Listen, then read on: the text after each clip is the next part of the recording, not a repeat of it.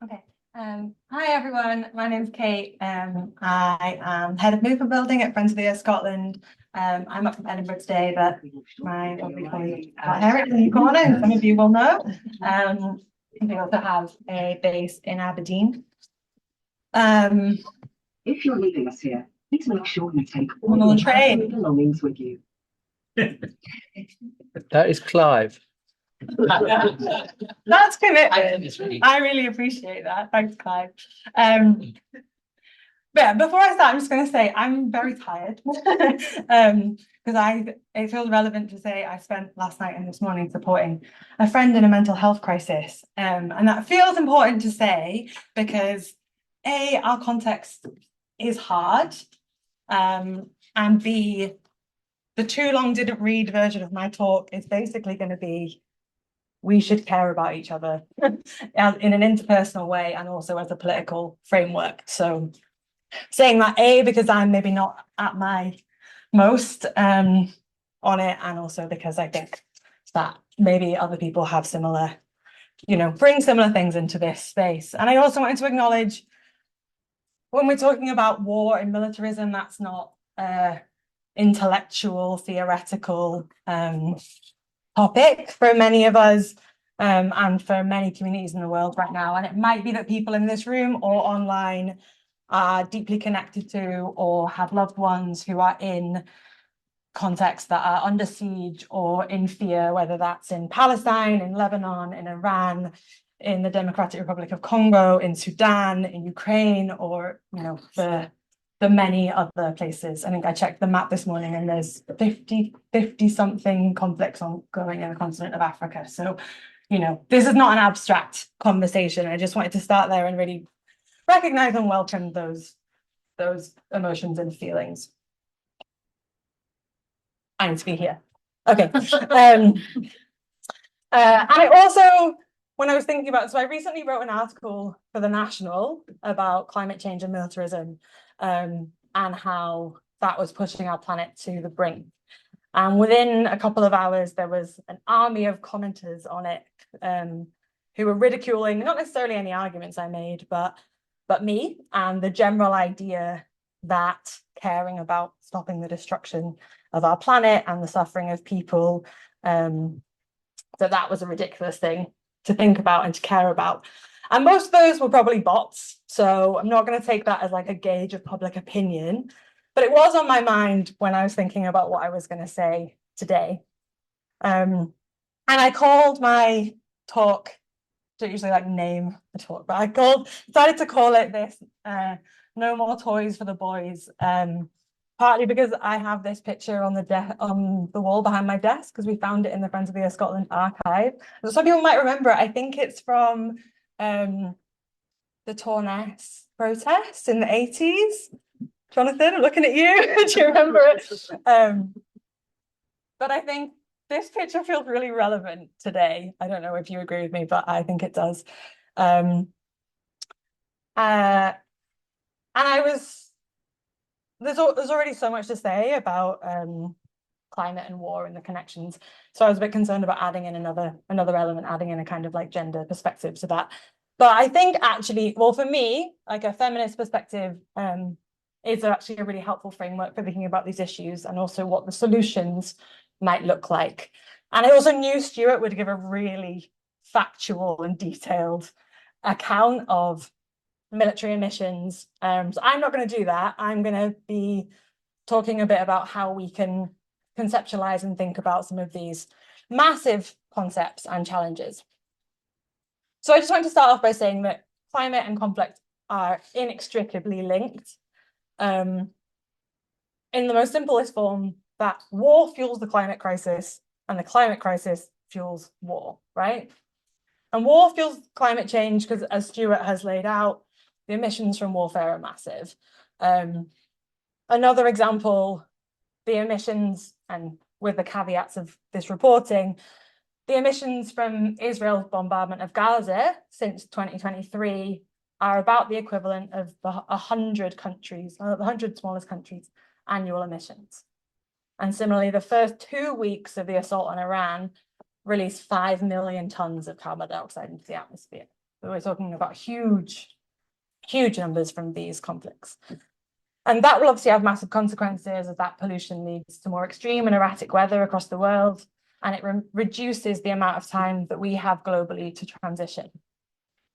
And climate change also fuels war, because that extreme and erratic weather builds tension around water, around agriculture, and even livable land. Flooding, cyclones, extreme heat, droughts, shortened growing seasons. One example among like literally thousands, Lake Chad, that once sustained 30 million people across 4 countries, has reduced its surface area by about 90% in the last 50 years, collapsing the fishing and farming economies of that region and contributing to conditions that fuel radicalization and violence. And those things, like war and climate change, they don't just happen. They're symptoms of a system, and I would say a patriarchal and capitalist system that justifies that extraction, that domination, that exploitation. And that's where thinking about that system can be helpful. So I'm going to ask you to do some work now. Give me a break. I'd like you to turn to the person next to you and try and think about an example, whether that's from climate or from a militarism, or ideally both, that you think fits this pattern. So that where it prioritizes profit over care, it prioritizes dominance over interdependence, so like connection and working together, and exploitation over harmony. And you don't have to come up with anything. I might call on a couple, but you can just have a chat. So I'm going to give you a couple of minutes to have a think about any examples you think that fit that.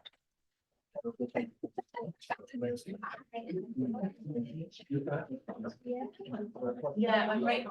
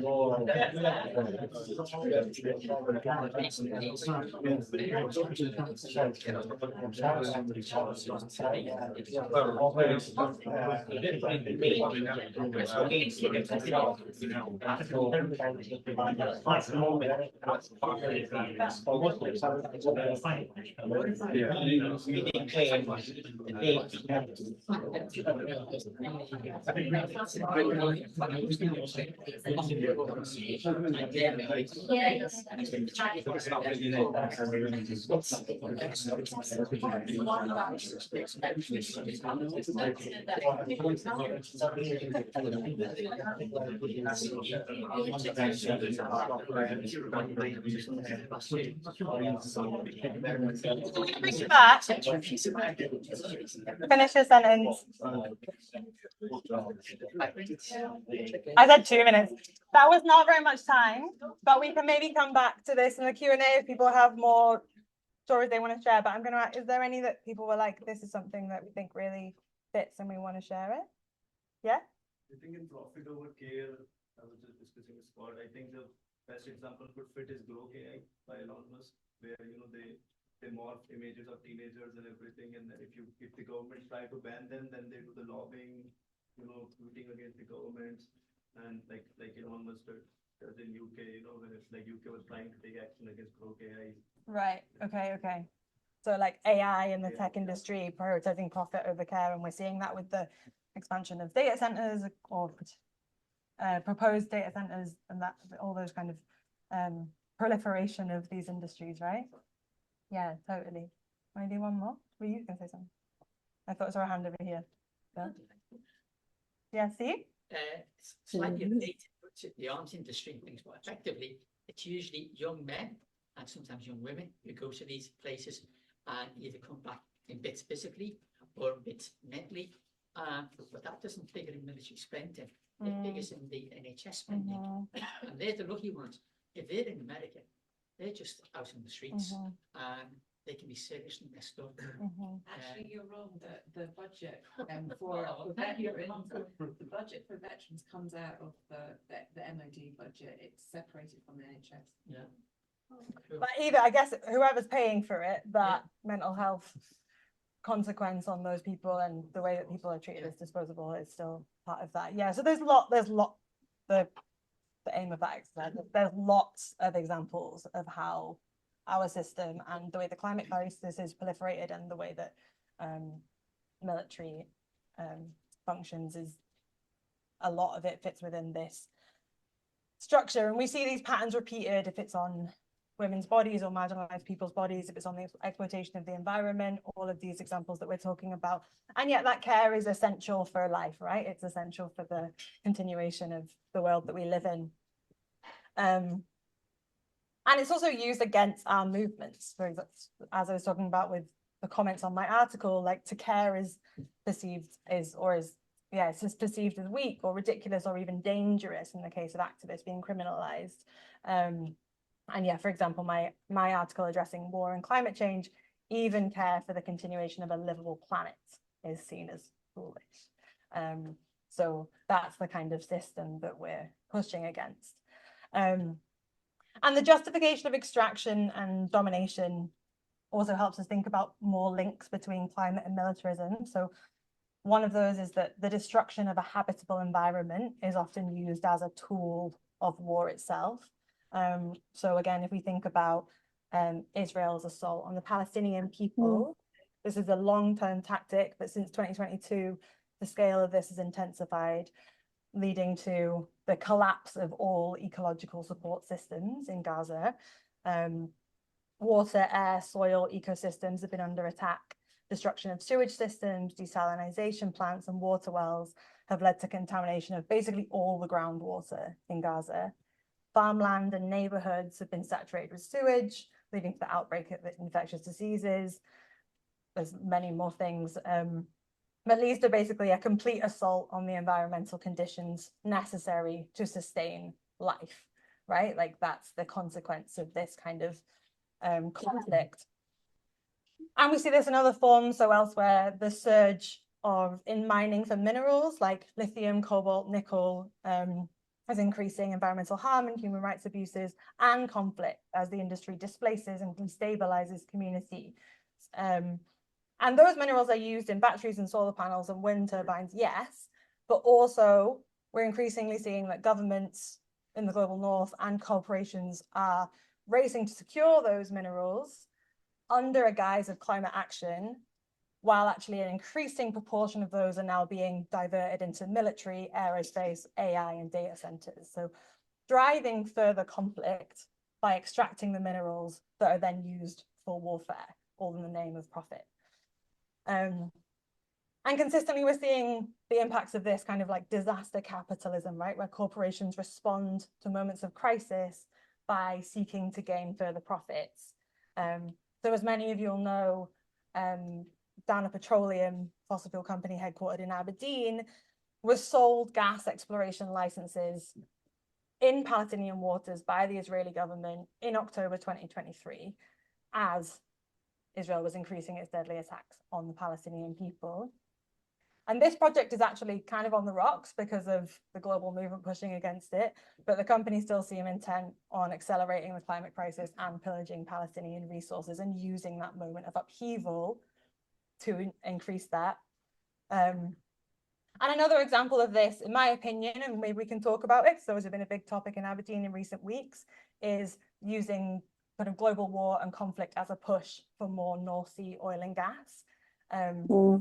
Our reliance on fossil fuels means that energy prices are dependent on volatile gas markets in an increasingly unstable world, right? And because of the Russian invasion of Ukraine and also the war on Iran, household bills have skyrocketed while energy companies profit. And there's a stat that in March and April this year, so when the conflict in Iran was at its peak, the 100 biggest fossil fuel companies earn $33 million an hour in excess profits. So in additional profits during that time period, because our energy bills skyrocketed. And deepening that dependency does nothing but continue to line those profits. So I guess my argument is that we have to disrupt that death spiral, right? In all those ways, it's like one thing continues another. And through flipping this system, it gives us a framework of thinking about how to do that. And we have the solutions that are rooted in supporting communities here and around the world to live dignified lives based on these principles. And that's things like bringing down energy bills to increase our resilience to future insecurity by investing in publicly owned renewable energy at a local, national, community level, rather than allowing renewables to follow the same pattern as fossil fuel companies. We can keep people's homes warm and reduce demand of energy and a lot of these materials by rolling out mass installation of leaky homes, starting with the people experiencing the worst fuel poverty. We can choose to invest all of that money that Stuart talked about in public services that support people, like improving our bus networks, rather than spending billions on bonds. We can reject the resource-intensive projects like data centers that require energy and the minerals from all these destructive sources. And there's so many more solutions if we follow this kind of framework of looking at what choices do we make as a society. And crucially, I think, and I'm grateful for CND and others to bringing this together. I think we had a conversation at the CND, I think it was like over a year ago now, about trying to bring these ideas together. We can work across silos in movements, recognizing that the roots of these issues are so deeply connected. And I just wanted to end with a quote from Teva Lingham, who's the chair of Friends of the Earth International based in Malaysia, saying that the message is both simple and profound. We cannot solve the climate crisis with the same logic that caused it. If this transition is not rooted in justice, it will not be a solution. It will be the next phase of the crisis. And so we need to think about what that transition is and how that is different to what we're currently doing. I just wanted to shout out finally that there is a Friends of the Earth Aberdeen group who are working on some of the local elements of those solutions, particularly around improving our bus network. So go and speak to Scott if you're interested in that. Can you wave? Or Rachel. Or Rachel. And I'll end there and we can have more of a discussion.